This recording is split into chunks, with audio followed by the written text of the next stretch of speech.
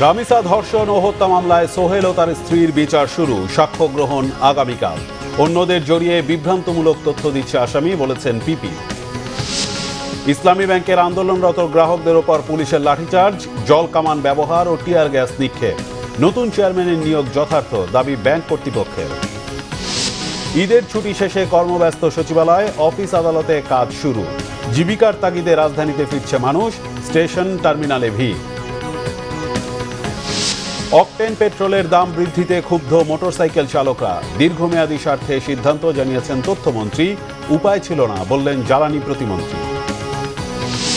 প্রবীণ আওয়ামী লীগ নেতা ও সাবেক মন্ত্রী তোফায়েল আহমেদ মারা গেছেন। ধানমন্ডিতে জানাজা অনুষ্ঠিত, কাল ভোলায় জানাজা শেষে দাফন। দেখছিলেন ক্রাউন সিমেন্ট সংবাদ শিরোনাম, এবার বিস্তারিত।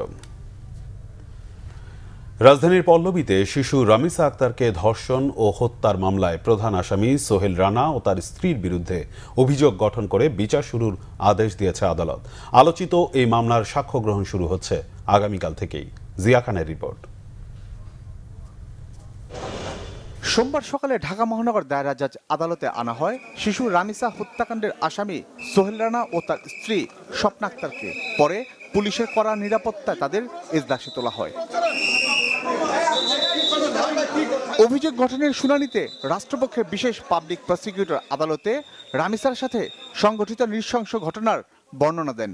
ট্রাইব্যুনাল ১ নম্বর আসামির বিরুদ্ধে নারী ও শিশু নির্যাতন দমন আইনের ৯-২ ধারায় চার্জ গঠন করেছেন এবং ২ নম্বর আসামি স্বপ্না খাতুনের বিরুদ্ধে এই ঘটনা সহায়তা করার জন্য, অর্থাৎ ধর্ষণ হত্যাকাণ্ড, এই দুটি অপরাধে সহায়তা করার জন্য নারী ও শিশু নির্যাতন দমন আইনের ৯-২ এর সাথে পঠিতব্য ৩০ ধারার অধীনে চার্জ গঠন করেছেন। এ সময় সোহেল রানা ও তার স্ত্রীকে নির্দোষ দাবি করেন আসামি পক্ষে রাষ্ট্রনিযুক্ত আইনজীবী। বলেছে তারা ঘটনার সাথে সংশ্লিষ্ট, তারা নির্দোষ, এটা বলছে আমাকে। আমার প্রত্যাশা হবে মামলা চার্জ গঠন হয়েছে, কালকে সাক্ষী মামলার আমরা আমাদের আসামি পক্ষে যে সকল যুক্তি উপস্থাপন করা দরকার আমরা চেষ্টা করব ন্যায় বিচারটা নিশ্চিত হোক। আসামি নিজেকে বাঁচানোর উদ্দেশ্যে বিভিন্ন সময় নানান জনকে জড়িয়ে বিভ্রান্তিমূলক বক্তব্য দিচ্ছেন বলে অভিযোগ তোলেন পাবলিক প্রসিকিউটর। আদালত থেকে অনুকম্পা পাওয়ার জন্য এবং মামলার গতিবিধিকে ভিন্ন জায়গাতে প্রভাবিত করার জন্য অনেক সময় আসামিরা কিছু বলতে চায়, কিন্তু এটা দর্শব্যের বিষয় নয়। আসামিকে পক্ষের আইনজীবীরা এই ধরনের, যে স্টেট ডিফেন্স ছিলেন তিনি এই ধরনের কোনো বক্তব্য উপস্থাপন করে নাই।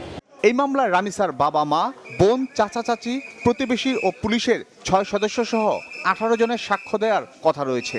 শিশু সহিংসতা দমন ট্রাইব্যুনালের আইনে ২৯ কার্যদিবসের মধ্যে মামলা নিষ্পত্তি করারও বাধ্যবাধকতা রয়েছে। জিয়া খান, বাংলা ভিশন, ঢাকা। অবিচার ও দীর্ঘসূত্রতার কারণে দেশে অন্যায় অপরাধ বেড়েছে বলে মন্তব্য করেছেন সংসদে বিরোধী দলীয় নেতা ও জামায়াতে ইসলামের আমির ডাক্তার শফিকুর রহমান। দুপুরে রাজধানীর জাতীয় হৃদরোগ ইনস্টিটিউটে রামিসার পরিবারের সাথে দেখা করার পর এ কথা বলেন তিনি। রামিসা হত্যার বিচারে সরকারের প্রতিশ্রুতি শতভাগ বাস্তবায়নের আশাবাদ ব্যক্ত করে শফিকুর রহমান বলেন, সরকার আন্তরিক হলে খুব দ্রুতই বিচার হবে। আসামির পক্ষে কোনো আইনজীবী দাঁড়াবে না বলে আশাবাদী তিনি। এর আগে হৃদরোগ ইনস্টিটিউটে ভর্তি রামিসার বাবার খোঁজ নেন ও তার প্রতি সমবেদনা জানান জামাতের আমির। আমাদের দাবি একেবারেই স্পষ্ট, যারা এইভাবে আত্মস্বীকৃত দর্শনকারী এবং হত্যাকারী, এদের বিচার লম্বা হওয়া মানেই হলো এদেরকে সহযোগিতা করা, মানেই হলো অন্যায়ের পক্ষে নেওয়া, দুষ্কৃতিকারীর পক্ষে নেওয়া। এখানে বিচারটা মাননীয় প্রধানমন্ত্রী তাদের বাসায় গিয়ে আশ্বস্ত করেছেন ১৫ দিনের মধ্যে বিচার সম্পন্ন করবেন। আমরা দেখতে চাই প্রধানমন্ত্রীর কমপক্ষে এই ওয়াদাটা শতভাগ বাস্তবায়ন হবে। শিশু রামিসার অসুস্থ বাবাকে দেখতে জাতীয় হৃদরোগ ইনস্টিটিউটে গিয়েছিলেন বিএনপির স্বাস্থ্য বিষয়ক সম্পাদক ডাক্তার রফিকুল ইসলাম। হঠাৎ শারীরিক অবস্থার অবনতি হলে পরিবারের সদস্যরা রামিসার বাবাকে দ্রুত হাসপাতালে নিয়ে যান। হৃদরোগ সন্দেহে তিনি কার্ডিয়াক কেয়ার ইউনিট সিসিইউতে পর্যবেক্ষণে আছেন। তার হাসপাতালে ভর্তি হওয়ার খবর পেয়ে বিএনপির স্বাস্থ্য বিষয়ক সম্পাদক ডাক্তার রফিকুল ইসলাম তাকে দেখতে যান। তিনি হাসপাতালে উপস্থিত হয়ে রামিসার পরিবারের সদস্য ও কর্তব্যরত চিকিৎসকের সাথে কথা বলেন।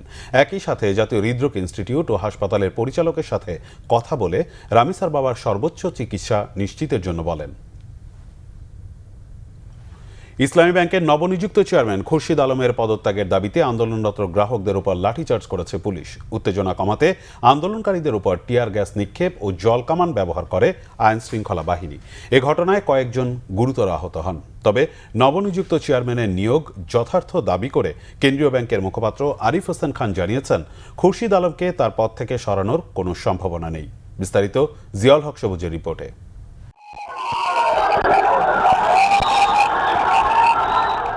সোমবার ব্যাংক খোলার প্রথম দিনেই রাজধানীর মতিঝিলে ইসলামী ব্যাংকের প্রধান কার্যালয়ের সামনে ঘটে লঙ্কাকাণ্ড।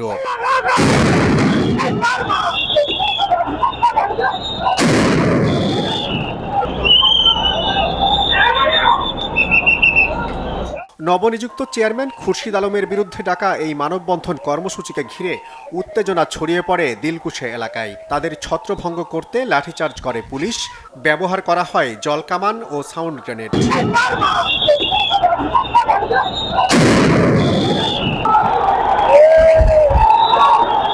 ইসলামী ব্যাংক গ্রাহক ফোরামের ডাকা এই আন্দোলন কর্মসূচি ঘিরে বিক্ষোভের সময় আহত হন বেশ কজন।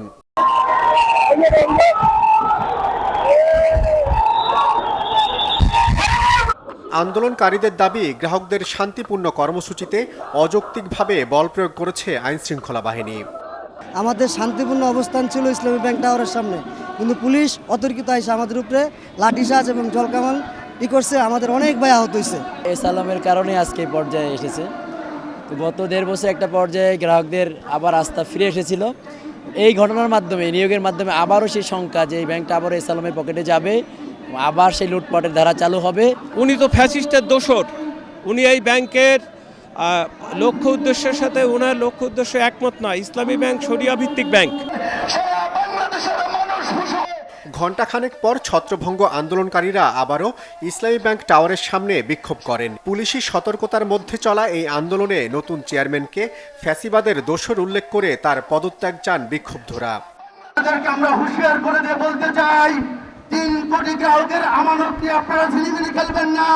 3 কোটি আমানতের গ্রাহক মানে শুধু 3 কোটি আমানতের গ্রাহক নয়, এটি বাংলাদেশের 18 কোটি মানুষের ভাগ্য উন্নয়নের গ্রাহক। আপনারা যেভাবে অবৈধভাবে চেয়ারম্যান নিয়োগ দিয়েছেন, অনতিবিলম্বে এই আওয়ামী ফ্যাসিস্টদেরকে আপনারা বাদ দিবেন। নতুন চেয়ারম্যান যেন কোনোভাবেই ইসলামী ব্যাংকে ঢুকতে না পারেন, সেজন্য তাকে প্রতিহত করার কর্মসূচি চালিয়ে যাওয়ার ঘোষণা দেন আন্দোলনকারীরা। জিয়াউল হক সবুজ, বাংলা ভিশন, ঢাকা। সরকারকে বেকায়দায় ফেললে দেশের স্বাধীনতা ও সার্বভৌমত্ব বিপন্ন হবে, গণতন্ত্রের কবর রচিত হবে। বিরোধী দলকে ইঙ্গিত করে কথা বলেছেন বিএনপির সিনিয়র যুগ্ম মহাসচিব ও প্রধানমন্ত্রীর রাজনৈতিক উপদেষ্টা রুহুল কবির রিজভী। সোমবার দুপুরে নয়াপল্টনে শহীদ প্রেসিডেন্ট জিয়াউর রহমানের 45তম শাহাদাত বার্ষিকী উপলক্ষে জাতীয়তাবাদী রিকশা, ভ্যান, অটোচালক দল কেন্দ্রীয় কমিটি আয়োজিত দোয়া অনুষ্ঠানে রিজভী এসব কথা বলেন। তিনি বলেন, জিয়াউর রহমানের মতো প্রধানমন্ত্রী তারেক রহমানও কোনো আগ্রাসী শক্তির কাছে মাথা নত করবেন না। তিনি বলেন, বিএনপি সরকার কর্মসংস্থানের সরকার। বিএনপি কখনো বেকার তৈরি করেনি। বর্তমানে মধ্যপ্রাচ্যে যে 1.5 কোটি মানুষের কর্মসংস্থান, সেটি শহীদ প্রেসিডেন্ট জিয়াউর রহমানই শুরু করেছেন। এর আগে হকারদের নিয়ে কেউ ভাবত না। তারেক রহমানের সরকার তাদেরকে পুনর্বাসনের দায়িত্ব নিয়েছে বলেও জানান রুহুল কবির রিজভী। আজকে যদি কোনো ছিদ্র পথে পুরনো ফ্যাসিবাদের উত্থান ঘটে, আমাদের বেকায়দায় ফেলবেন, আপনারা কিন্তু কেউ রক্ষা পাবেন না। দেশের স্বাধীনতা সার্বভৌমত্ব তো যাবেই, গণতন্ত্র তো গোরস্থানে চলে যাবে। তারপরের কি ভয়াবহ পরিণতি হয় সেটা আপনারা টের পাবেন। আপনারা বিএনপিকে বেকায়দায় ফেলার জন্য আন্দোলন করেছিলেন, তাদের সাথে 94, 95, 96। তার পরিণতি কি হয়েছে? তার পরিণতি হয়েছে আপনাদের নেতাদের ফাঁসি দিয়ে দিয়েছে। ঈদ উদযাপন শেষে প্রথম কর্মদিবসে সচিবালয়ে অফিস করেছেন প্রধানমন্ত্রী তারেক রহমান। এদিকে পবিত্র ঈদ উল আজহার দীর্ঘ ছুটি শেষে আবারও সরকারি ও বেসরকারি অফিস আদালতে স্বাভাবিক কার্যক্রম শুরু হয়েছে। সকাল 9টার কিছু পরে সচিবালয়ে প্রবেশ করেন প্রধানমন্ত্রী। এ সময় ঊর্ধ্বতন কর্মকর্তারা তাকে স্বাগত জানান। দিনভর ব্যস্ত সময় কাটান প্রধানমন্ত্রী। সকালেই সচিবালয়ে প্রবেশ করেন মন্ত্রিপরিষদের সদস্যরাও। তবে প্রথম কর্মদিবসে সচিবালয়ের বিভিন্ন মন্ত্রণালয় ও বিভাগের অনেক কক্ষেই কর্মকর্তা কর্মচারীর উপস্থিতি ছিল তুলনামূলক কম। দীর্ঘ ছুটির পর সহকর্মীদের সঙ্গে দেখা হওয়ায় ঈদ শুভেচ্ছা ও কুশল বিনিময়ে ব্যস্ত সময় কাটাতে দেখা গেছে অনেককে।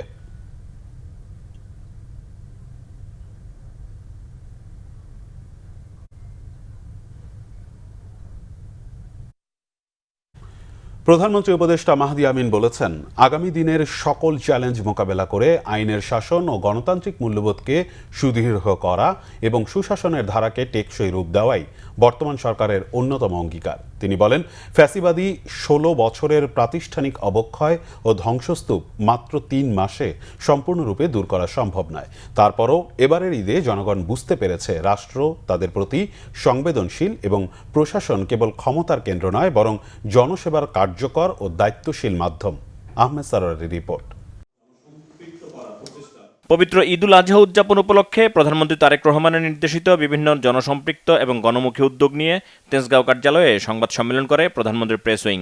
এতে প্রধানমন্ত্রীর উপদেষ্টা ও প্রধানমন্ত্রী কার্যালয়ের মুখপাত্র মাহদি আমিন জানান, বর্তমান নির্বাচিত সরকারের মাত্র ৩ মাস অতিবাহিত হয়েছে। সময়ের পরিমাপে এটি খুব দীর্ঘ নয়, কিন্তু একটি গণতান্ত্রিক সরকারের জন্য প্রতিটি দিনই জনগণের প্রতি অঙ্গীকার রক্ষার দিন। ফ্যাসিবাদী ১৬ বছরের প্রাতিষ্ঠানিক অবক্ষয় ও ধ্বংসস্তূপ মাত্র ৩ মাসে সম্পূর্ণরূপে দূর করা সম্ভব নয়। এই কঠিন বাস্তবতা দেশবাসী অনুধাবন করে। তবু দীর্ঘদিনের দুঃশাসনে ক্লান্ত জনগণ এবারের ঈদে উপলব্ধি করেছে যে রাষ্ট্র তাদের প্রতি সংবেদনশীল এবং প্রশাসন কেবল ক্ষমতার কেন্দ্র নয়, বরং জনসেবায় কার্যকর ও দায়িত্বশীলতার অন্যতম মাধ্যম। আগামী দিনের সকল চ্যালেঞ্জ মোকাবেলা, আইনের শাসন ও গণতান্ত্রিক মূল্যবোধকে সুদৃঢ় করা এবং সুশাসনের এই ধারাকে টেকসই প্রাতিষ্ঠানিক রূপ দেওয়াই হবে বর্তমান গণতান্ত্রিক সরকারের অন্যতম অঙ্গীকার। তিনি বলেন, এবারের ঈদে রাষ্ট্র পরিচালনায় দায়বদ্ধতা, প্রশাসনিক সমন্বয় এবং নীতিগত পরিবর্তন দেখা গেছে। এবারের ঈদুল আজহাকে কেন্দ্র করে সরকারের কার্যক্রমে 10টি গণমুখী বিষয়ে বিশেষ গুরুত্ব প্রদান করা হয়েছিল।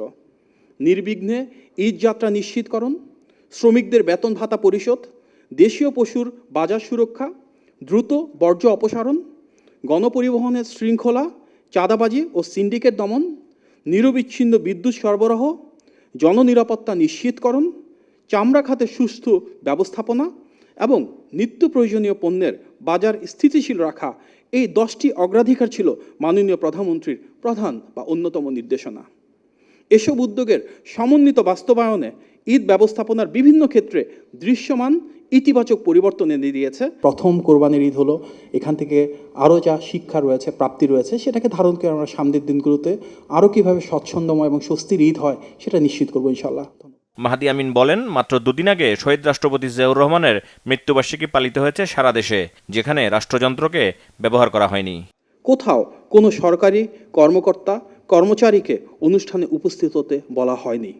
কোনো কমলমূর্তি শিক্ষার্থীকে রোদের মধ্যে ঘন্টার পর ঘন্টা দাঁড় করিয়ে রাখা হয়নি, কিংবা জনগণের কষ্টার্জিত অর্থ ব্যয় করে রাষ্ট্রীয় আড়ম্বরের প্রদর্শনী করা হয়নি। অনেকের কাছেই হয়তো এটি বিস্ময়কর মনে হতে পারে যে রাষ্ট্রযন্ত্র ব্যবহার না করেও এত ব্যাপকভাবে কিভাবে পালিত হতে পারে, কিন্তু এটি ফ্যাসিবাদের কাঠামো ভেঙে গণতান্ত্রিক রাজনৈতিক সংস্কৃতির পরিবর্তিত ধারা। সংবাদ সম্মেলনে প্রধানমন্ত্রীর অতিরিক্ত প্রেস সচিব আতিকুর রহমান রুমন ফটোকার্ড বা ছোট ছোট ক্লিপ করে যে কোনো বিষয় ভাইরাল করার সময় আরও দায়িত্বশীল হতে গণমাধ্যম কর্মীদের প্রতি আহ্বান জানান। আহমেদ সারোয়ার, বাংলা ভিশন, ঢাকা। ঈদুল আজহার টানা 7 দিনের ছুটি শেষে রাজধানীতে ফিরছে কর্মজীবী মানুষ। 2-1টি ট্রেনের শিডিউল বিপর্যয় ছাড়া যথাসময়েই কমলাপুর আসছে ট্রেনগুলো। আজ থেকেই সরকারি অফিস খোলায় বাড়তি ভিড় ছিল স্টেশনে। তবে স্কুলগুলোর গ্রীষ্মকালীন লম্বা ছুটি থাকায় এখনও অনেকে ঢাকা ছাড়ছেন। ফিরে আসা মানুষের ভিড় বাস টার্মিনালগুলোতেও। বিস্তারিত জানাচ্ছেন মামুন আবদুল্লাহ। 25 মে থেকে 31 মে টানা 7 দিনের লম্বা ছুটি শেষ হয়েছে রবিবারেই। সোমবার থেকে সব সরকারি অফিস খোলা থাকায় সকাল থেকেই কমলাপুর রেল স্টেশনে রাজধানী ফেরা মানুষের সংখ্যা ছিল চোখে পড়ার মতো। ছুটি শেষ হয়েছে সেজন্য চলে আসছি। ভিড় আহামরি এত ছিল না, অলমোস্ট খুব ভালো। কালকা থেকে আমার অফিস আছে, আর দ্বিতীয় কথা হলো যে বাচ্চার পরীক্ষা আছে, হাফ ইয়ারলি এক্সাম আছে। আজকে থেকে অফিস শুরু হয়েছে, সেজন্য অফিস করতে হবে। ট্রেন দেরিতে পৌঁছানো নিয়ে অভিযোগ ছিল অনেকের। ট্রেনের রাইট টাইম ছিল আপনার চিলাহাটি থেকে আর কি, আপনার 8:40 আর কি। সেই ট্রেন দেখা যায় যে আপনার 9:30 পরে আসছে আর কি। অনেককেই ঢাকা ছাড়তেও দেখা যায় এ সময়। সন্তানের স্কুলে লম্বা ছুটির কারণে কিংবা ঈদের সময় যারা ছুটি পাননি তারা এখন যাচ্ছেন প্রিয়জনের কাছে। ঘুরতে যাচ্ছি, ঈদের সময় টিকিট পাওয়া যায় না, তাই ঈদের ছুটির পরে যাচ্ছি। আমি আমার বাবার বাড়িতে যাচ্ছি বেড়াতে, আমার মেয়েদের স্কুল ছুটি হয়েছে, তাই বেড়াতে যাচ্ছি। আমাদের স্যারের ব্যক্তিগত সমস্যার কারণে আমাদের ছুটি একটু দিতে দেরি হয়েছে, আর আমরা সেই জন্য আজকে যাইতেছি। এদিকে কর্মজীবী মানুষের ঢাকা ফেরার চিত্র দেখা যায় সায়দাবাদ বাস টার্মিনালেও। মন না চাইলেও জীবিকার তাগিদে ফিরতে হচ্ছে বলে জানালেন যাত্রীরা। বাচ্চারা যেন একটু আরাম পায়, এই জন্য আবার ঈদের সময় তো এমনিতে মানুষ বেশি হয়, যানজট যেন না হয় এজন্য আর কি। না, রাস্তায় কোনো সমস্যা হয় নাই, ডাইরেক্ট চলে আসছি, স্লিপার বাস দিয়ে তো তাড়াতাড়ি চলে আসছি। চাকরি বাকরি করেই চলে আসছে, আসতেই হবে, কিছু করার নেই। আসতে তো হবেই, কিছু করার নাই, আসলে আসতে তো মন চায় না। বাস টার্মিনাল রেল স্টেশনে রাজধানী ফেরা মানুষের এই ভিড় আরও কয়েকদিন পর্যন্ত চলবে বলে মত পরিবহন সংশ্লিষ্টদের। মামুন আবদুল্লাহ, বাংলা ভিশন, ঢাকা। ঈদে ঘরে ফেরা মানুষের জন্য সড়ক মহাসড়কগুলো হয়ে উঠেছে এক একটি মরণ ফাঁদ। ঈদের দিন সহ আগের ৮ দিনেই সড়কে প্রাণ হারিয়েছে ২ শতাধিক মানুষ। এসব দুর্ঘটনার একটি বড় অংশে দ্রুতগতির মোটরসাইকেল ও পণ্যবাহী ট্রাক সহ ঝুঁকিপূর্ণ যানবাহন। সরকারের নানা উদ্যোগের পরও থামছে না প্রাণহানি। সড়কে আইনের কঠোর বাস্তবায়ন ও জনসচেতনতা বাড়ানোর তাগিদ বিশেষজ্ঞদের। রিপোর্ট সৈয়দ আব্দুল মুহিতের। প্রিয়জনের সাথে ঈদ করতে ঘরমুখ লাখো মানুষের ঢল থাকে সড়ক মহাসড়কে। এই সময় স্বাভাবিকের চেয়ে সড়কে গাড়ির চাপ থাকে অনেক বেশি। চালকরা বাধ্য হন বেশি ট্রিপ দিতে। পরবর্তী শিডিউল মেনটেন করতে গিয়ে ঘন্টার পর ঘন্টা নির্ঘুম গাড়ি চালাতে হয়। ফলে আনন্দের যাত্রায় হানা দেয় সড়ক দুর্ঘটনা। পরিসংখ্যান বলছে এবারের ঈদের শুরুতে ২১ থেকে ২৬ মে পর্যন্ত ১৩৩টি দুর্ঘটনায় শুধু সড়কে মারা গেছে ১৬১ জন। আর ২৫ মে থেকে ঈদের দিন অর্থাৎ ২৮ মে পর্যন্ত সড়কে মারা গেছে ৪৮ জন। শুধু ঈদের দিন ২৮ মে বিচ্ছিন্নভাবে সড়ক দুর্ঘটনায় মারা গেছে ২২ জন। যেমন ইন্টারসেকশন, লেভেল ক্রসিং, ব্রিজ, বাঁক দুর্ঘটনা ঘটে যাচ্ছে। ২ হচ্ছে আমার এই সড়কেই দেখা যাচ্ছে আমার 3 হুইলার যেমন চলছে, বিভিন্ন গতির বাহন চলছে, পাশাপাশি চলছে আমার হাই স্পিডের ভেহিকেলগুলো। ফলে এই গতির যে অসামঞ্জস্যতা, এর ফলে দেখা যাচ্ছে দুর্ঘটনা ট্রিগার করে যাচ্ছে। পাশাপাশি অনেক 3 হুইলার বা আমার নন মোটরস ভেহিকেল তো রয়েছে। মোটরসাইকেলে যাতায়াতটা অনেক বেশি হয়ে যাচ্ছে ঈদ কেন্দ্রিক। ফলে দেখা যাচ্ছে মোটরসাইকেলের সাথে অন্যান্য ভেহিকেলের সংঘর্ষটা বেশি ঘটে যাচ্ছে। তবে এবারের ঈদে ঢাকা টাঙ্গাইল মহাসড়কে রড বোঝাই ট্রাক উল্টে ১৫ জন নিহত হওয়ায় মানুষকে ব্যাপকভাবে নাড়া দেয়। ঝুঁকিপূর্ণ যানবাহন, বেপরোয়া যান চালানো সহ নানা কারণকে দায়ী করেছেন বিশেষজ্ঞরা। চালকরা তারা দেখা যাচ্ছে মালিকরা অতিরিক্ত লাভের আশায় বা চালকরা অতিরিক্ত লাভের আশায় আপনার টানা গাড়ি চালাচ্ছে। ফলে তারা হচ্ছে যে আপনার ফ্যাটিগনেস চলে আসছে, ঘুমিয়ে পড়ছে, শেষ রাতের দিকে গাড়ি উল্টে পড়ে যাচ্ছে। অনেক রাস্তা দেখে ডিভাইডার নেয়, দুর্ঘটনা ঘটে যাচ্ছে। এবং একটা ইম্পর্টেন্ট ফ্যাক্টর হচ্ছে আমার গতি। আপনার দেখা যাচ্ছে ঈদের আগের চাইতে ঈদের পরে মনিটরিং কিছুটা কমে গেলে ফাঁকা রাস্তায় ওভার স্পিডিং হচ্ছে। খোলা ট্রাকে আপনার পরিবহন মানুষ যাতায়াত করাটা নিষিদ্ধ, নিষিদ্ধ। যদি কেউ করে তাকে শাস্তি পেতে হবে। ঈদ যাত্রা নিরাপদ করতে সড়কগুলোকে আরও যুগোপযোগী করার পরামর্শ তাদের। সৈয়দ আব্দুল মুহিত, বাংলা ভিশন, ঢাকা। জনতুষ্টি নয়, দীর্ঘমেয়াদী স্বার্থে জ্বালানির দাম বৃদ্ধির সিদ্ধান্ত নিয়েছে সরকার বলে জানিয়েছেন তথ্য সম্প্রচার মন্ত্রী জহিরুদ্দিন স্বপন। তিনি বলেন, সরকার গণমাধ্যমের স্বাধীনতায় বিশ্বাস করে এবং সুনির্দিষ্ট অভিযোগ ছাড়া কারো বিরুদ্ধে ব্যবস্থা না নেওয়ার নীতি অনুসরণ করছে। পবিত্র ঈদুল আজহার ছুটি শেষে সচিবালয়ে নিজ দপ্তরে সাংবাদিকদের সঙ্গে মতবিনিময়কালে তিনি কথা বলেন।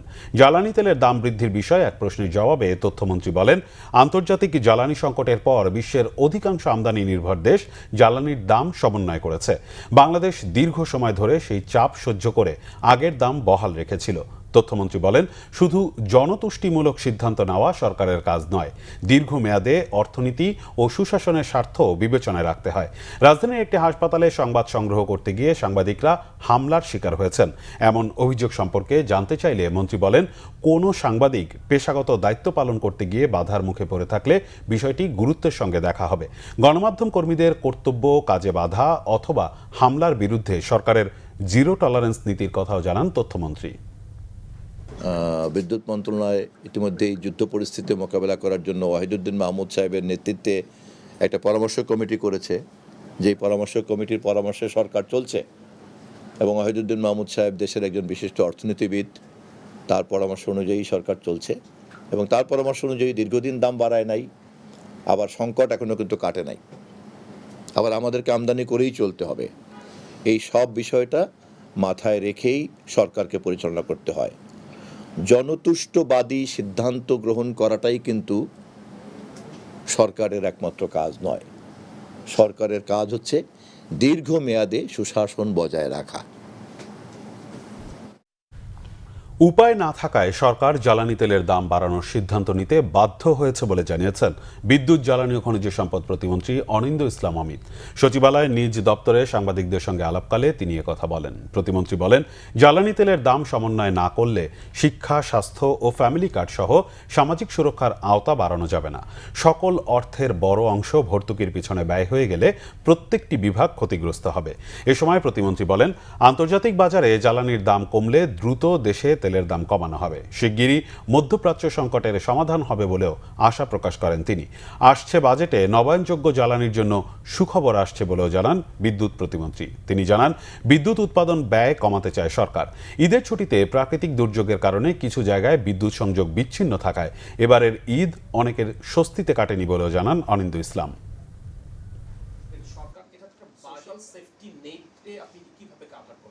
আজকে আমরা বলছি যে আমরা স্বাস্থ্য খাতে বাজেট বরাদ্দ বাড়াতে চাই, আমরা বলছি শিক্ষা খাতে আমরা বাজেট বরাদ্দ মিটিং করছি যে আমরা আসলে কি। এ কথা তো কেউ বলছে না যে যখন জ্বালানিতে মূল্য শতভাগ বৃদ্ধি পেয়েছিল তখনও সরকার জ্বালানি তেলের মূল্য বৃদ্ধি করেনি। এটা তো কিছুটা হলে সমন্বয় করতে হবে, তা নাহলে আপনি যে সোশ্যাল সেফটি নেটে আপনি যে কীভাবে কাভার করবেন। আজকে আমরা বলছি যে আমরা স্বাস্থ্য খাতে বাজেট বরাদ্দ বাড়াতে চাই, আমরা বলছি শিক্ষা খাতে আমরা বাজেট বরাদ্দ করতে চাই, আমরা যে অসচ্ছল পরিবারগুলোকে আমরা ফ্যামিলি কার্ড দিতে চাই, আমরা যে কৃষকদেরকে ফার্মার্স কার্ডের আওতায় আনতে চাই। তো এইগুলোর জন্য যদি সমস্ত অর্থের একটি বৃহৎ অংশ যদি আপনার ভর্তুকির পিছনে ব্যয় হয়ে যায় তাহলে তো আলটিমেটলি প্রত্যেকটা সেক্টর এফেক্ট হয়ে যাবে। তো যখন এটা স্কোপ থাকে তখন কিছু রিঅ্যাডজাস্টমেন্ট হয় এবং এটা হতেই হয় সব সেক্টরগুলোকে সচল রাখার জন্য সকলের সুবিধার্থে। নির্বাচনী প্রতিশ্রুতি বাস্তবায়নে সর্বোচ্চ গুরুত্ব দিয়ে দেশের ইতিহাসে সর্বোচ্চ 9.25 লাখ কোটি টাকার রেকর্ড বাজেট দিচ্ছে সরকার। উচ্চাকাঙ্ক্ষার বাজেটে সামাজিক সুরক্ষা ও কর্মসংস্থান শুধু নয়, জোর দেওয়া হচ্ছে শিক্ষা ও স্বাস্থ্য খাতের বরাদ্দেও। বাজেটকে তাই দৃষ্টিভঙ্গি বদলের বাজেট বলছেন কেউ কেউ। অর্থনীতিবিদরা বলছেন, বাজেট বড় করলেই হবে না, বাস্তবায়নেও দিতে হবে সর্বোচ্চ জোর। সংস্কার ও সক্ষমতা বাড়ানো না হলে নতুন বাজেট কাগুজে দলিলে পরিণত হবার শঙ্কা বিশ্লেষকদের। বিস্তারিত জিয়াউল হক সবুজের রিপোর্টে। আগামী 11 জুন সংসদে উঠছে 9.25 লাখ কোটি টাকার বাজেট। এই বাজেট চলতি বছরের তুলনায় 23% বড় আর সংশোধিত বাজেটের তুলনায় 18% বেশি। প্রয়োজনের তুলনায় আমি উচ্চাভিলাষী বলছি না, কিন্তু সক্ষমতার তুলনায় এটা উচ্চাভিলাষী, কারণ এই টাকাটা তো জোগাড় করতে হবে। আমি বাজেটে বিরাট ফিগার দেখাতে পারি, কিন্তু বাস্তবায়ন, ওই যে তুমি যেটা বললা, বাস্তবায়ন করে আমার দেখাতে হবে যে হ্যাঁ এটা বাস্তবায়ন হয়েছে এবং অর্থনীতিতে এই অর্থটা সত্যিই ঢুকেছে। রেকর্ড পরিমাণ এই বাজেটে গুরুত্ব পাচ্ছে ফ্যামিলি ও কৃষক কার্ডের মতো সামাজিক সুরক্ষা কর্মসূচি ও নতুন কর্মসংস্থান। শিক্ষা ও স্বাস্থ্যেও থাকছে বাড়তি নজর। বাজেটের সবচেয়ে বড় সমস্যা ছিল বাজেট করা হতো কিন্তু বাস্তবায়ন হতো না। এবারের বাজেটটি অন্তত এই দৃষ্টিভঙ্গিটা পরিবর্তনের একটা ইঙ্গিত থাকতে হবে যে আমি যে কোয়া টাকা খরচ করব প্রকৃত খরচ করব। 3 লাখ কোটি টাকার চূড়ান্ত বার্ষিক উন্নয়ন কর্মসূচিতে শিক্ষার বরাদ্দ 47,000 কোটি টাকা, স্বাস্থ্য খাতের বরাদ্দ 35,000 কোটি। তবে এবারও 50,000 কোটি টাকার সর্বোচ্চ বরাদ্দ গেছে পরিবহন ও যোগাযোগ খাতে। উন্নয়ন খরচ 50 ভাগ বড় করা প্রশংসার হলেও প্রশ্ন বাস্তবায়ন নিয়ে। বিভিন্ন মন্ত্রণালয় এগুলো বাস্তবায়ন করবে, বিভিন্ন বিভাগ এগুলো বাস্তবায়ন করবে, যারা নাকি অতীতে ওই কম অঙ্কের টাকাও ভালোভাবে বাস্তবায়ন করতে পারেন না। সো এই জায়গাটাতে আমাদের অনেক বেশি নজর দিতে হবে যে প্রাতিষ্ঠানিক সক্ষমতা বৃদ্ধি করা, সেখানে যেসব সংস্কার করার দরকার সেটা করা, সেখানে যে জবাবদিহিতা যে সংস্কৃতি সেইটা স্থাপন করা। বিশাল বাজেট বাস্তবায়নে 6,95,000 কোটি টাকার রাজস্ব আয়ের উচ্চাভিলাষী টার্গেট ঠিক করছে সরকার, যা চলতি বাজেটের তুলনায় 23% বড়। এরপরও বাজেট ঘাটতি থাকবে 2,35,000 কোটি টাকা। এজন্য অভ্যন্তরীণ উৎস ব্যাংক ও সঞ্চয়পত্র থেকে 1,19,000 কোটি এবং বৈদেশিক উৎস থেকে 1,16,000 কোটি টাকা ঋণ করবে সরকার। সরকার অনেক জায়গা থেকেই কিন্তু ট্যাক্স পান না, জনগণ ট্যাক্স দিয়ে থাকেন। সো এখানেই প্রযুক্তির ব্যবহারটা আমার মনে হয় যে ইম্পর্ট্যান্ট। সো এইটা এনবিআর এর নিজস্ব যেসব সংস্কার করার দরকার সেটাও এখন করতে হবে। বাজেটে সর্বোচ্চ গুরুত্ব পাচ্ছে নির্বাচনী প্রতিশ্রুতির বাস্তবায়ন। সাধারণ মানুষকে স্বস্তি দিতে মূল্যস্ফীতির টার্গেট ধরা হচ্ছে 7.5%। বিশাল রাজস্ব ঘাটতি আর বৈশ্বিক চাপের মধ্যেও বড় এই বাজেট দিয়েই 6% প্রবৃদ্ধি অর্জনের টার্গেট ঠিক করছেন অর্থমন্ত্রী। আমি দুটো হুমকি দেখছি, একটা হলো ফুড প্রাইস আর একটা হলো এনার্জি প্রাইস, এবং এই দুটো হুমকি দিয়ে মুদ্রাস্ফীতিটা হয়ে যেতে পারে। অন্য দিক দিয়ে এইটা পূরণ করতে গিয়ে যেই বাজেটের অর্থটা আমরা সংগ্রহ করব, সেটা যদি টাকা ছাপিয়ে সংগ্রহ করা হয় তাহলে তো ইনফ্লেশন আরও বেড়ে যাবে। বাস্তবায়নের দিকে যাতে আমরা সাশ্রয়ীভাবে করতে পারি, সুশাসনের সাথে করতে পারি, সময় মতো শেষ করতে পারি, আমাদের যে কাঙ্ক্ষিত ফলাফল সেটার নিশ্চয়তা বিধান করতে পারি জবাবদিহিতার মাধ্যমে, এই বিষয়গুলোকে অবশ্যই আমাদের প্রাধান্য দিয়ে এবারের বাজেটটাকে চিন্তা করতে হবে। নতুন বাজেটে করমুক্ত আয়সীমা 25,000 টাকা বাড়িয়ে 3,75,000 টাকা করার সিদ্ধান্ত নিতে যাচ্ছে সরকার। তবে মোটর সাইকেল ও ব্যাটারি চালিত রিকশার উপর অগ্রিম আয়কর বসতে পারে। উচ্চ মূল্যের গাড়ি নিবন্ধন ও বিলাসী পণ্যে নতুন করের প্রস্তাব দিতে পারেন অর্থমন্ত্রী। জিয়াউল হক সবুজ, বাংলা ভিশন, ঢাকা। এদিকে 2026-27 অর্থবছরের বাজেট ব্যবসা ও বিনিয়োগ বান্ধব হবে বলে জানিয়েছেন বাণিজ্যমন্ত্রী খন্দকার আব্দুল মুক্তাদির। তিনি বলেন, এই বাজেটের মাধ্যমে দেশের অর্থনৈতিক কর্মকাণ্ডে গতি আসবে এবং বিনিয়োগ ও কর্মসংস্থান বাড়াতে সহায়ক ভূমিকা রাখবে। সোমবার সচিবালয়ে সাংবাদিকদের প্রশ্নের জবাবে তিনি একথা বলেন। কোরবানির পশুর চামড়া সংক্রান্ত এক প্রশ্নের জবাবে বাণিজ্যমন্ত্রী বলেন, কোরবানির পশুর চামড়া সংরক্ষণে প্রয়োজনীয় সচেতনতার অভাবের কারণেই অনেক ক্ষেত্রে সরকার নির্ধারিত দামে ব্যবসায়ীরা চামড়া বিক্রি করতে পারেনি। ব্যক্তিগতভাবে কোরবানি দেওয়া অনেকে চামড়া দান করে দেন। সেসব ক্ষেত্রে তাৎক্ষণিকভাবে সংরক্ষণের ব্যবস্থা না থাকায় অনেক চামড়া পচে যায়, ফলে চামড়ার মান কমে যায় এবং নির্ধারিত দাম পাওয়া সম্ভব হয় না বলেও মনে করেন মন্ত্রী। খন্দকার আব্দুল মুক্তাদির বলেন, চামড়া সংরক্ষণে সহায়তার জন্য সরকার এবার বিনামূল্যে লবণ সরবরাহ করেছে। এরপরও অনেক ক্ষেত্রে সংরক্ষণে অবহেলা ও সচেতনতার ঘাটতির কারণে চামড়ার গুণগত মান বজায় রাখা সম্ভব হয়নি। বাজেট অর্থমন্ত্রী মহোদয়ের বিষয়, অর্থ মন্ত্রণালয়ের বিষয়। আমার পক্ষে সমীচীন হবে না, তবে এটুকু আমি বলতে পারি, আগামী বাজেট যেটি হবে সেটি ব্যবসা বান্ধব হবে, বিনিয়োগ সহায়ক হবে। প্রবীণ রাজনীতিবিদ তোফায়েল আহমেদ ইন্তেকাল করেছেন। ইন্না লিল্লাহি ওয়া ইন্না ইলাইহি রাজিউন। 69-এর গণ অভ্যুত্থান ও মহান মুক্তিযুদ্ধের অন্যতম এই সংগঠক সোমবার বেলা 3:30টায় রাজধানীর স্কয়ার হাসপাতালে চিকিৎসাধীন অবস্থায় মারা যান। মৃত্যুকালে তার বয়স হয়েছিল 82 বছর। বাদ মাগরিব ধানমন্ডির তাকওয়া মসজিদে প্রথম জানাজা অনুষ্ঠিত হয়। রাতে স্কয়ার হাসপাতালের মর্চুয়ারিতে রাখা হবে মরদেহ। মঙ্গলবার বাদ জোহর ভোলায় জানাজা শেষে মায়ের কবরের পাশে তাকে দাফন করা হবে। দীর্ঘদিন ধরে বার্ধক্যজনিত নানা জটিলতায় ভুগছিলেন তোফায়েল আহমেদ। মৃত্যুকালে তিনি এক মেয়ে সহ অসংখ্য শুভানুধ্যায়ী রেখে গেছেন। স্কয়ার হাসপাতাল কর্তৃপক্ষ জানায়, 24 সেপ্টেম্বর তোফায়েল আহমেদ নিউমোনিয়াজনিত শ্বাসকষ্ট, হৃদরোগ ও শারীরিক দুর্বলতা নিয়ে হাসপাতালে ভর্তি হন।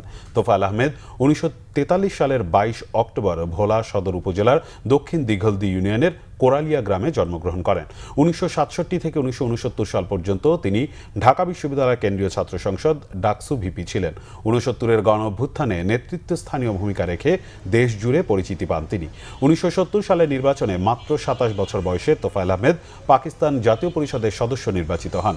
মহান মুক্তিযুদ্ধের অন্যতম সংগঠক ছিলেন তিনি। 9 বার সংসদ সদস্য নির্বাচিত হন।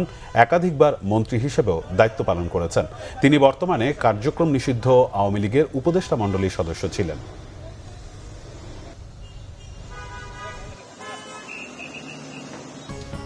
স্বাস্থ্য ও পরিবার কল্যাণ মন্ত্রী সরদার মোহাম্মদ শাখাওয়াত হোসেন বলেছেন, আগামী 3 দিনের মধ্যে রাজধানীর মগবাজারের আদ্দিন হাসপাতালে 6 শিশুর মৃত্যুর ঘটনার তদন্ত প্রতিবেদন জমা দেওয়া হবে। হাসপাতালটিতে 6 শিশু মৃত্যুর ঘটনায় ভুক্তভোগী এক মা মামলা করেছেন বলেও জানান তিনি। সোমবার ঈদের ছুটির পর সচিবালয়ে প্রথম কর্মদিবসে সাংবাদিকদের সঙ্গে মতবিনিময়কালে মন্ত্রী এসব কথা বলেন।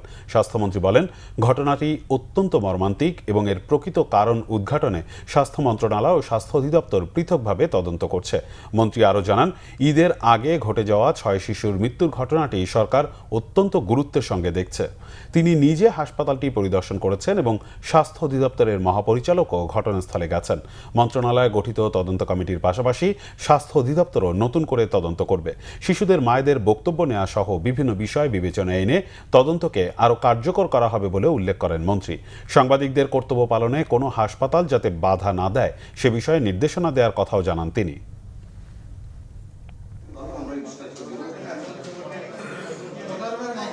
মহোদয়ের পক্ষ থেকে আইনানুগভাবে একটি তদন্ত কমিটি হওয়া বাঞ্ছনীয়।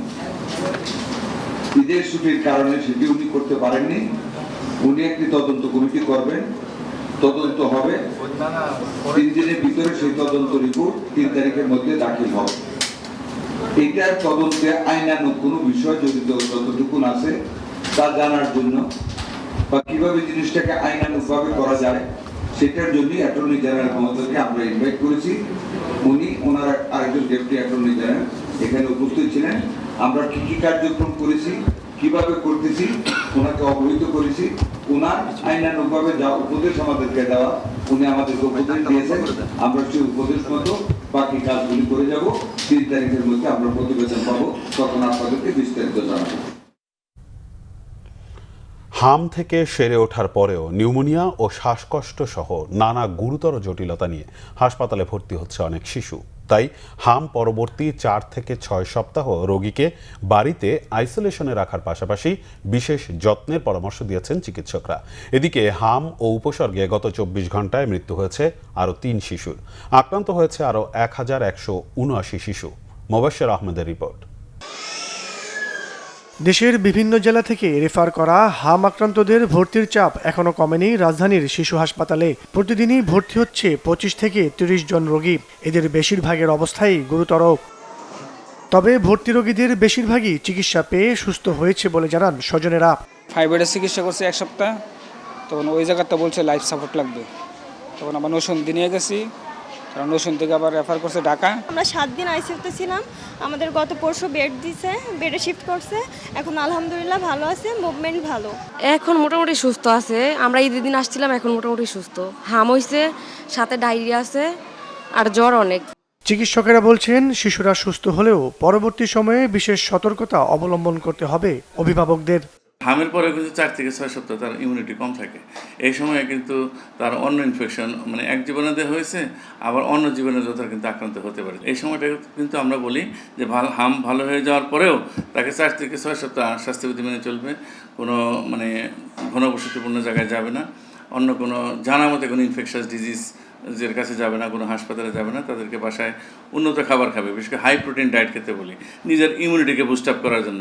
ফ্রুটস খাবে, প্রচুর পানি খাবে এবং প্রোটিন জাতীয় খাবার বেশি খাবে, যাতে ইমিউনিটিটা, তাদের স্ট্রেংথটা খুব তাড়াতাড়ি ফিরে আসে।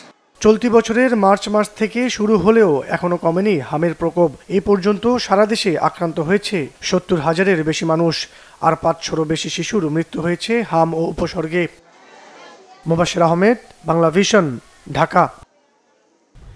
পদত্যাগ করেছেন পার্বত্য চট্টগ্রাম বিষয়ক মন্ত্রী দীপেন দেওয়ান। সোমবার প্রধানমন্ত্রী তারেক রহমানের কাছে তিনি পদত্যাগপত্র জমা দেন। প্রধানমন্ত্রীর অতিরিক্ত প্রেস সচিব আতিকুর রহমান রুমন এ তথ্য নিশ্চিত করেছেন। জানা গেছে, পদত্যাগপত্রে দীপেন দেওয়ান উল্লেখ করেন, মন্ত্রী হিসেবে দায়িত্ব গ্রহণের পর থেকে তিনি নানা ধরনের শারীরিক জটিলতায় ভুগছেন। এসব কারণে মন্ত্রণালয়ের নিয়মিত দায়িত্ব পালনে বিভিন্ন সমস্যা তৈরি হচ্ছে। বর্তমান সরকারের উন্নয়ন কার্যক্রম ও প্রশাসনিক কাজের গতিশীলতা বজায় রাখার স্বার্থে তার বর্তমান পদ থেকে সরে দাঁড়ানো প্রয়োজন বলে তিনি মনে করেন। এমন পরিস্থিতিতে তার পদত্যাগপত্র গ্রহণের জন্য তিনি প্রধানমন্ত্রীর কাছে বিনীত অনুরোধ জানিয়েছেন। দীপেন দেওয়ান রাঙামাটি পার্বত্য জেলার সংসদ সদস্য হিসেবেও আছেন, তবে পদত্যাগপত্র গ্রহণ করা হয়েছে কিনা সে বিষয়ে আনুষ্ঠানিকভাবে কিছু জানানো হয়নি। সড়ক দুর্ঘটনায় চট্টগ্রামের ফটিকছড়িতে 2 জন, বাঁশখালীতে 1 জন, নাটোরের সিংড়ায় 2 জন ও গাইবান্ধায় 1 জন নিহত হয়েছে আহত অন্তত 8 জন। সিংড়ার নাটোর বগুড়া মহাসড়কের আমতলী ব্রিজ এলাকায় সকালে এই দুর্ঘটনা ঘটে। পুলিশ জানায়, নাটোর থেকে মোটরসাইকেলে করে 3 যুবক সিংড়ার দিকে যাচ্ছিল। তারা নাটোর বগুড়া মহাসড়কের আমতলী ব্রিজ এলাকায় পৌঁছলে বিপরীত দিক থেকে আসা আম বোঝাই একটি ট্রাক মোটরসাইকেলটিকে চাপা দেয়। এতে ঘটনাস্থলেই নিহত হয় জীবন রহমান ও হীরা ইসলাম। এ সময় আহত আরেক যুবক সাইফুল ইসলামকে উদ্ধার করে রাজশাহী মেডিকেল কলেজ হাসপাতালে ভর্তি করে স্থানীয়রা। নিহত হীরা ইসলাম নাটোর সদর উপজেলার ইসলাবাড়ি গ্রামের মোতালেব হোসেনের ছেলে আর জীবন রহমান লালপুর উপজেলার সাজিদুর রহমানের ছেলে। এদিকে চট্টগ্রামের ফটিকছড়ির পাইনদং এলাকায় সকালে বাস চাপায় নিহত হয়েছেন মোটরসাইকেলের 2 আরোহী। তারা হলেন উপজেলার উত্তর পাইনদং এলাকার বাসিন্দা মোহাম্মদ শাহজাহান ও ছেলে মোহাম্মদ আরিফ। পরে বাসটিতে আগুন দেয় বিক্ষুব্ধ জনতা।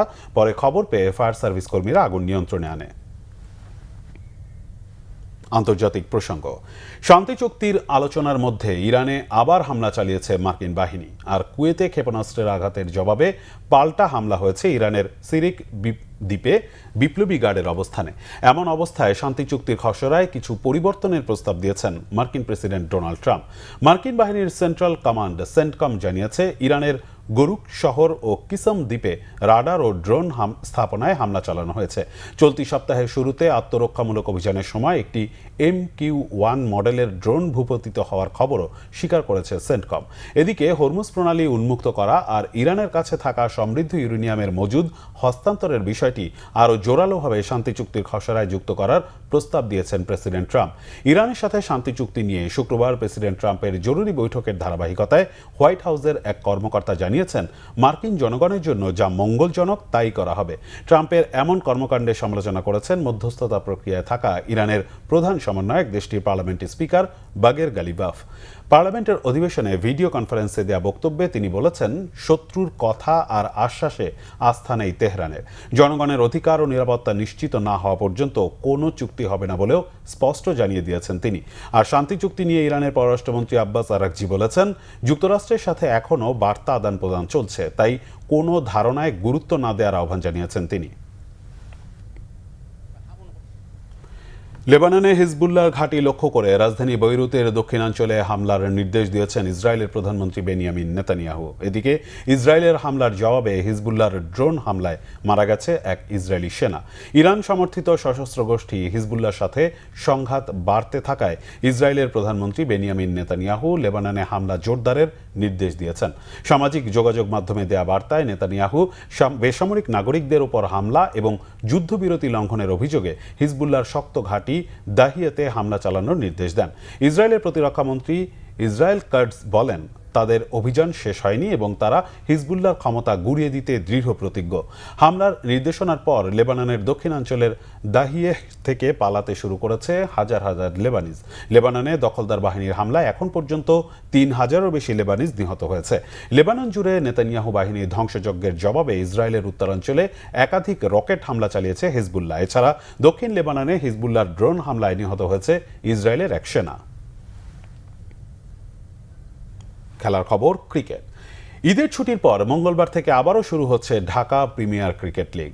লিগের 8ম রাউন্ডে 12টি দলই মাঠে নামবে। 7ম রাউন্ড শেষে 12 পয়েন্ট নিয়ে এককভাবে শীর্ষে মোহামেডান, 10 পয়েন্ট করে নিয়ে আবাহনী, প্রাইম ব্যাংক ও লিজেন্ডস অব রূপগঞ্জ আছে দ্বিতীয় স্থানে। লিগের শীর্ষস্থান ধরে রাখতে 8ম রাউন্ডে লিজেন্ডস অব রূপগঞ্জের বিপক্ষে মোহামেডানের জন্য ম্যাচটি গুরুত্বপূর্ণ। এই ম্যাচে জয় পেলে শুধু শীর্ষস্থানই নয়, একটি বড় বাধা পার হবে মোহামেডান। এরপর মোহামেডানকে আরেকটি বড় ম্যাচ খেলতে হবে আবাহনীর বিপক্ষে। লিজেন্ডস অব রূপগঞ্জের বিপক্ষে মোহামেডানের হয়ে খেলবেন 2 স্পিড স্টার তাসকিন আহমেদ ও নাহিদ রানা। এছাড়া মুশফিকুর রহিম, তাওহিদ হৃদয়, পারভেজ ইমন, সাইফুদ্দিন, তাইজুল ইসলাম, এনামুল হক বিজয়, ইয়াসির রাব্বি খেলবেন মোহামেডানের হয়ে। তবে তাসকিন ও রানা 2 ও 5 জুনের পর আর লিগে খেলতে পারবেন না। 6 জুন থেকে অস্ট্রেলিয়ার বিপক্ষে সিরিজের প্রস্তুতি ক্যাম্পে থাকতে হবে তাদের। মোহামেডানের বিপক্ষে রূপগঞ্জ ও শক্তিশালী দল নিয়ে মাঠে নামবে। লিগে এখনও না খেলা লিটন দাস, মেহেদি মিরাজ, শরীফুল ইসলাম ও হাসান মাহমুদ খেলবেন দলটির হয়ে। 8ম রাউন্ডে আবাহনী খেলবে গুলশান ক্রিকেট ক্লাবের বিপক্ষে এবং প্রাইম ব্যাংক সিসি মুখোমুখি হবে ব্রাদার্স ইউনিয়নের। এই রাউন্ডের অন্য ম্যাচে লড়বে গাজী ক্রিকেটার্স ও ঢাকা লেপার্ডস, অগ্রণী ব্যাংক ও সিটি ক্লাব, বসুন্ধরা স্ট্রাইকার্স ও রূপগঞ্জ টাইগার্স। নারী টি-20 বিশ্বকাপের প্রস্তুতি টুর্নামেন্টে স্কটল্যান্ডে ত্রিদেশীয় সিরিজে মঙ্গলবার শুরু হবে ফিরতি রাউন্ড। এডিনবরায় স্বাগতিক স্কটল্যান্ডের বিপক্ষে নিজেদের তৃতীয় ম্যাচ খেলবে বাংলাদেশ নারী ক্রিকেট দল। 12 জুন থেকে ইংল্যান্ডে শুরু হবে নারী টি-20 বিশ্বকাপ। তার আগে ইংলিশ কন্ডিশনে মানিয়ে নিতে স্কটল্যান্ডে এই ত্রিদেশীয় সিরিজ খেলছে বাংলাদেশ। ডাবল লিগের এই টুর্নামেন্টে চ্যাম্পিয়ন হবার আশা ছিল নিগার সুলতানা জ্যোতির দলের, কিন্তু প্রথম 2 ম্যাচেই হেরে ব্যাকফুটে টাইগ্রেসরা। স্কটল্যান্ডের কাছে 8 উইকেটে এবং নেদারল্যান্ডসের কাছে হেরেছে 8 রানে। 2টি ম্যাচেই ব্যাটিং ও বোলিংয়ে হতাশ করেছে বাংলাদেশ। স্কটিশ কন্ডিশনে ব্যাটিংয়ে অধিনায়ক নিগার সুলতানা প্রথম ম্যাচে 46 এবং দ্বিতীয় ম্যাচে 51 বলে 77 রান করে একাই লড়েছেন। ব্যাটিংয়ে অন্যদের ব্যর্থতায় প্রথম ম্যাচে স্কটল্যান্ডকে মাত্র 134 রানের টার্গেট দিতে পেরেছে, যা 26 বল হাতে রেখে 2 উইকেট হারিয়ে জয় নিশ্চিত করে স্বাগতিকরা। দ্বিতীয় ম্যাচটি বাংলাদেশের জন্য বেশি গুরুত্বপূর্ণ ছিল, কারণ বিশ্বকাপে গ্রুপ পর্বে নেদারল্যান্ডসের বিপক্ষে জয়ের টার্গেট সেট করেছে বাংলাদেশ দল। কিন্তু ম্যাচে ডাচদের 5 উইকেটে 162 রানের স্কোর তাড়া করতে নেমে 8 উইকেটে 154 রানে থেমেছে জ্যোতিরা। এখন বিশ্বকাপের আগে শেষ 2 ম্যাচে ভালো করতে হলে ব্যাটিং বোলিংয়ে নিজেদের সেরা পারফরম্যান্স উপহার দিতে হবে বাংলাদেশকে। বিশ্বকাপ ফুটবল 2026 বিশ্বকাপে অংশ নিতে যুক্তরাষ্ট্রে পৌঁছেছে বিশ্বকাপের বর্তমান চ্যাম্পিয়ন আর্জেন্টিনা দল। যুক্তরাষ্ট্রের কানসাস সিটিতে ক্যাম্প করেছে চ্যাম্পিয়নরা। সেখানে যোগ দিয়েছেন অধিনায়ক লিওনেল মেসি। 2022 কাতার বিশ্বকাপে লিওনেল মেসির নেতৃত্বে নিজেদের তৃতীয় বিশ্বকাপ জয় করে আর্জেন্টিনা। ইতালি ও ব্রাজিলের পর বিশ্বকাপে ব্যাক টু ব্যাক শিরোপা ধরে রাখার কঠিন চ্যালেঞ্জ নিতে যুক্তরাষ্ট্রে পৌঁছেছে আর্জেন্টিনা দল। দেশবাসীর ভালোবাসা নিয়ে রোববার মধ্যরাতে জাতীয় দলের ছবি ও লোগো সম্বলিত একটি বিশেষ বাসে বুয়েন্স আয়ার্সের মিনিস্ট্রো পিস্তারেনি আন্তর্জাতিক বিমানবন্দর যায় চ্যাম্পিয়নরা। এরোলিনাস আর্জেন্টিনার বিশেষ চার্টার্ড ফ্লাইট AR 1978-এ যুক্তরাষ্ট্রের উদ্দেশ্যে উড়ে যায় দলটি। 1978 সালে প্রথম বিশ্বকাপে চ্যাম্পিয়নশিপকে স্মরণ করেই বিমানের এই ফ্লাইট নাম্বার। রেকর্ড 6বার বিশ্বকাপে অংশ নিতে অধিনায়ক মেসি মায়ামি থেকে ব্যক্তিগত ফ্লাইটে কানসাসে এসে পৌঁছান ইন্টার মায়ামির টিমমেট রদ্রিগো ডি পলকে নিয়ে।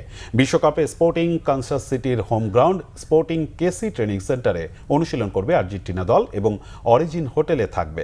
আর্জেন্টিনার জন্য হোটেলে আধুনিক জিমনেশিয়াম সহ বেশ কিছু নতুন সংস্কার কাজ করা হয়েছে। সোমবার থেকেই পুরোদমে অনুশীলন শুরু করবে দলটি। 6 জুন হন্ডুরাসের বিপক্ষে প্রথম প্রস্তুতি ম্যাচ এবং 9 জুন আইসল্যান্ডের বিপক্ষে শেষ প্রস্তুতি ম্যাচ খেলবে।